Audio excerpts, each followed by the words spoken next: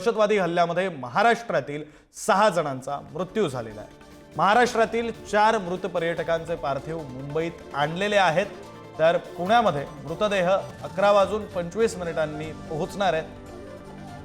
दहशतवादी हल्ल्यामध्ये महाराष्ट्रातील 6 जणांचा मृत्यू झालेला आहे, तर यातील 4 जणांचे मृतदेह मुंबईमध्ये पोहोचलेले आहेत। महाराष्ट्रातील 4 मृत पर्यटकांचे मृतदेह मुंबईमध्ये पोहोचलेले आहेत। ही दृश्य आपण पाहतोय। मंत्री आशिष शेलार यावेळी विमानतळावर उपस्थित असल्याचं पाहायला मिळतंय, तर मृतांच्या नातेवाईकांकडून आक्रोश केला जातोय, दुःख व्यक्त केलं जातंय।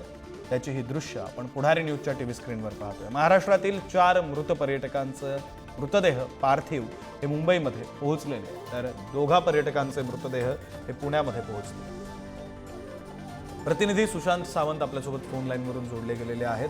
सुशांत, या भ्याड हल्ल्यामध्ये 6 महाराष्ट्रातले पर्यटक मृत्युमुखी पडलेले होते, त्यातल्या 4 जणांचे मृतदेह मुंबईत पोहोचलेले आहेत। मंत्री आशिष शेलार सुद्धा या ठिकाणी उपस्थित असल्याचं पाहायला मिळतं।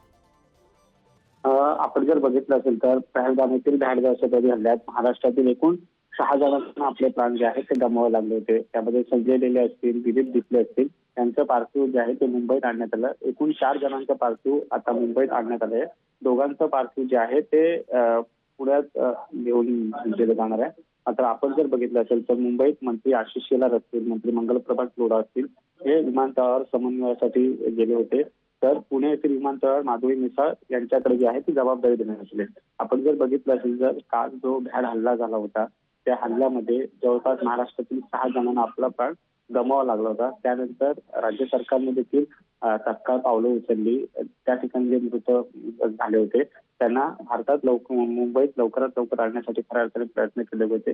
मुख्यमंत्री देवेंद्र फडणवीस यांनी देखील मृतांच्या नातेवाईकांना संपर्क केला होता, त्यांचे संवाद साधण्याचा प्रयत्न केला होता। तसंच त्या ठिकाणी जे अडकलेले पर्यटक आहेत त्यांच्याशी देखील त्यांनी संवाद साधला होता। तिथल्या प्रशासनाशी सातत्याने मुख्यमंत्री देवेंद्र फडणवीस बोलत होते। आताच काही वेळापूर्वी 4 जणांचं पार्थिव जे आहे ते मुंबईत आणलेलं आहे आणि त्या ठिकाणी आपण जर बघितलं असेल तर त्यांचे नातेवाईक देखील विमानतळ परिसरात आहेत आणि कुठेतरी हा जो भ्याड हल्ला आहे त्याचा संपूर्ण स्तरातून निषेध व्यक्त केला जातोय। मुंबईत असेल, देशात असेल, विविध ठिकाणी या भ्याड हल्ल्या संदर्भात निदर्शने देखील केली जात आहेत आणि याच भ्याड हल्ल्यातील 6 मृत झालेले आहेत, त्यांचा आता पार्थिव खरं सुशांत, तुम्ही म्हणताय त्याप्रमाणे संपूर्ण देशभरातून निषेध या हल्ल्याचा व्यक्त केला जातोय।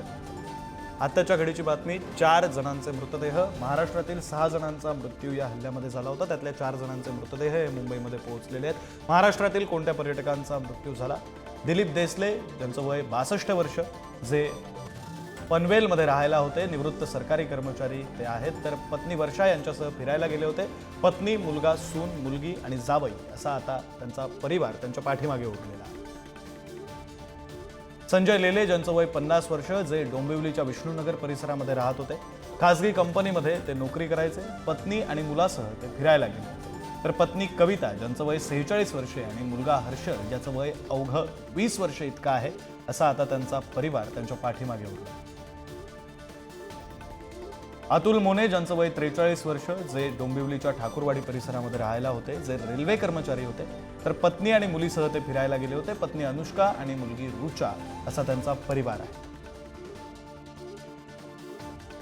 हेमंत जोशी, ज्यांचं वय 45 वर्ष, जे डोंबिवलीच्या भागशाळा मैदानाच्या परिसरामध्ये वास्तव्यास होते, खासगी नोकरी ते करत होते, तर मुलाची 10वीची परीक्षा झाल्यानंतर मुलगा आणि पत्नीसह ते फिरायला गेले। आता त्यांच्या पाठीवर पत्नी मोनिका आणि ज्याची नुकतीच 10वी झालेली आहे असा त्यांचा मुलगा ध्रुव असा परिवार पाठीमागे उरलेला आहे। या 4 पर्यटकांचे मृतदेह आता मुंबईमध्ये पोहोचलेले आहेत। विशेष विमानानं हे मृतदेह मुंबईमध्ये पोहोचलेले आहेत, तर यावेळी त्यांचे नातेवाईक, कुटुंबीय सुद्धा विमानतळावर उपस्थित असल्याचं या दृश्यांमध्ये पाहायला मिळतं।